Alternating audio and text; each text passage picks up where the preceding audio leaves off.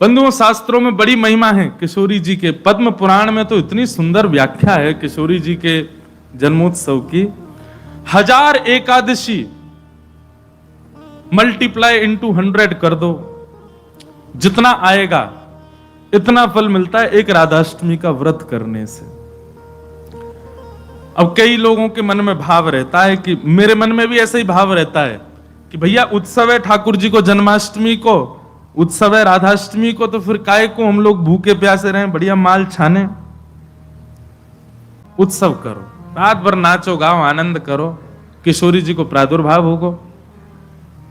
और किशोरी जी वास्तव में शयनावस्था में हो, कमल के पुष्प ले आओ और सुंदर सुंदर कमल के पुष्पन के बीच में किशोरी जी के श्री विग्रह को विराजमान रखो।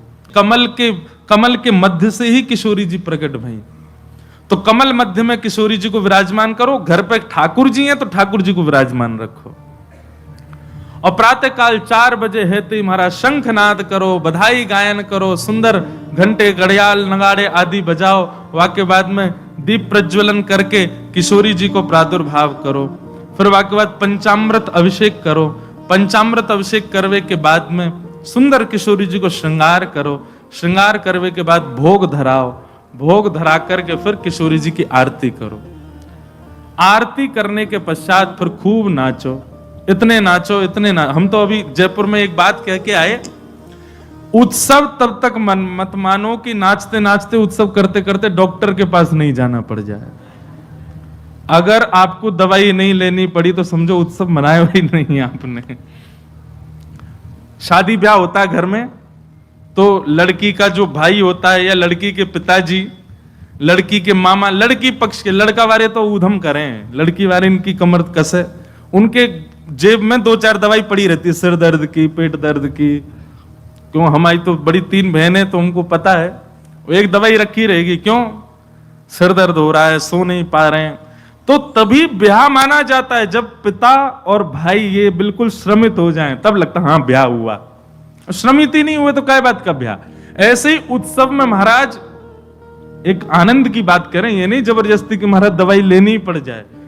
जब तक इतने श्रमित नहीं हो जाओ, इतने नहीं थक जाओ कि महाराज अब कुछ नहीं हो सकता हमसे, पस्त नहीं हो जाओ, तब तक नाचते ही रहो किशोरी जी के आगे, ठाकुर जी के आगे। खूब बढ़िया उत्सव करियो, खूब नाचियो और फिर व्रत रखो पूरे दिन।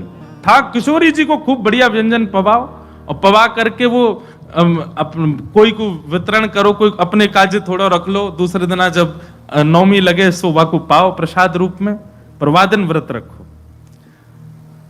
और भैया नहीं रुको जाए तो पालियो, चकाचक पाओ। बोले हमारी श्री जी को उत्सव है, हम तो पाएंगे तो पाओ, कोई दोष भी नहीं। व्रत ना करने से पाप नहीं लगता है, पर व्रत करने से पुण्य बहुत होता है हमको, लेकिन पुण्य की नहीं, हमको किशोरी जी की कामना है। तो इस प्रकार, और फिर एक नियम सुनो, या तो संभावना बने तो सहस्त्र कमल, 1000 कमल, और 1000 कमल की भावना नहीं बने तो 1000 कोई भी पुष्प, लेकिन सुगंधित होने चाहिए, बिना सुगंध वाले नहीं। मोगरा के हो जाएं, हार श्रृंगार के हो जाएं, गुलाब के हो जाएं, और यदि व्यवस्था बन जाए तो कमल 1000 हो जाएं।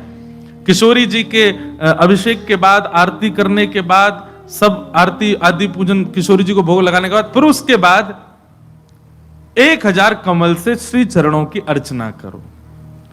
अब अर्चना में तो कई लोग ऐसा भाव रखेंगे कि राधा सहस्त्र नाम गाओ, राधा सहस्त्र नाम से 1000 कमल चढ़ाओ, पर हमारी भावना ऐसी, गोपाल सहस्त्र नाम से चढ़ाओ। गोपाल जी के नाम से 1-1 कमल ठाकुर जी, क्योंकि भैया धन धन राधिका के चरण। किशोरी जी का अभिषेक करने के बाद, भोग लगाने के बाद, आरती करने के बाद सहस्त्र कमलों से गोपाल सहस्त्र नाम पाठ करके किशोरी जी को चढ़ाओ। और वैसे तो देखो भाव बहुत सारे हैं, पर मेरा भाव तो यह है कि ठाकुर जी के नाम से किशोरी जी के श्री चरणन में पुष्प अर्पित करो। पर यदि राधा सहस्त्र नाम से भी करोगे तो कोई दोष नहीं, बल्कि किशोरी जी तो सब सखियों से कहती रहती हैं, बोले कि हमारे बीच में रहो तो राधा राधा नाम उच्चारण करते रहा करो। तो ललिता जी ने एक बार पूछी, बोले हे श्यामाजू, आपके निकुंज में बैठ करके राधा राधा क्यों बोले? आपको इतना प्रिय अपनो ही नाम? बोले मोको प्रिय ना है। तो बोले मेरे चित्त में श्याम सुंदर बैठे, उनको प्रिय है। तो राधा राधा आप उच्चारण करेंगे तब मेरे चित्त में विराजमान ठाकुर जी सुनेंगे तो उनको सुख मिलेगा, उनके सुख के लिए मेरो नाम गाओ। तो यदि राधा सहस्त्र नाम से भी अर्चना करो तो भी ठाकुर जी प्रसन्न होंगे, और गोपाल सहस्त्र नाम से करो तो श्री जी प्रसन्न होंगे। तो दोनों भाव से आपको जो बढ़िया लगे। और कई भगत तो ऐसे भी यहां बैठे हैं, वो तो 2000 कमल लाएंगे, पहले राधा सहस्त्र नाम फिर गोपाल सहस्त्र नाम, दोनों उनको प्रसन्न कर देंगे।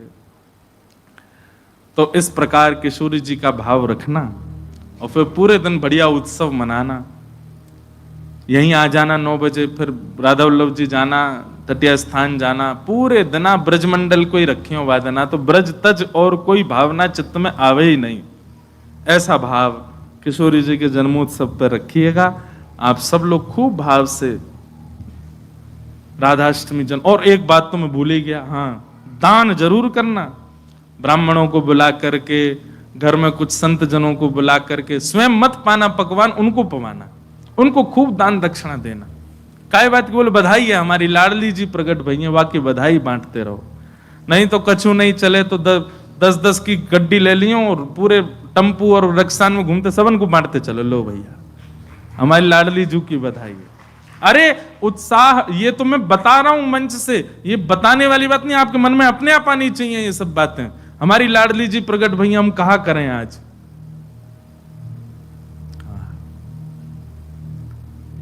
सब मत हैं हमारे शास्त्रों में कि भैया ठाकुर जी से 1 वर्ष बड़ी हैं लाडली जी। कई भाव ऐसे बताए जाएं कि 1 साल बड़ी हैं, और कई भाव ऐसे बताए जाएं 15 दिन छोटी हैं। पर अधिकतर ब्रजवासी 15 दिन छोटी वारो भाव ही माने। लाडली जी नेक छोटी हैं लाडली ठाकुर जी सो। क्योंकि हमने जब राधा रसामृत कथा करी नागपुर में, 2 बार कर चुके, वह कथा को तो सुख ही अलग है। कभी कभी मैं भी सुनता हूं, इतना आनंद मिलता है, सुख मिलता है किशोरी जी के चरित्र में। तो वहां एक प्रसंग सुनाया था मैंने कि जब किशोरी जी को प्रादुर्भाव भयो तो नंदरानी यशोदा भी आई हैं लाल जी को लेकर के। तो उससे ये बात प्रमाणित होती है कि ठाकुर जी को जन्म पहले भयो है, 15 दिन बाद किशोरी जी भई हैं। पर कई लोग अपनी कई भावनाओं को सिद्ध करने के लिए जबरदस्ती फिर इसी बात पे अड़े रहते, नहीं नहीं 1 साल बड़ी हैं लाडली जी, 1 साल बड़ी हैं किशोरी जी। कईयों को ब्याह करने होते हैं ना बड़ी से, तो कह देते राधा रानी भी तो बड़ी थी। देखो आप अपने निज कार्य में कुछ भी करो, पर जबरदस्ती लाडली जी ठाकुर जी को मत लाए करो।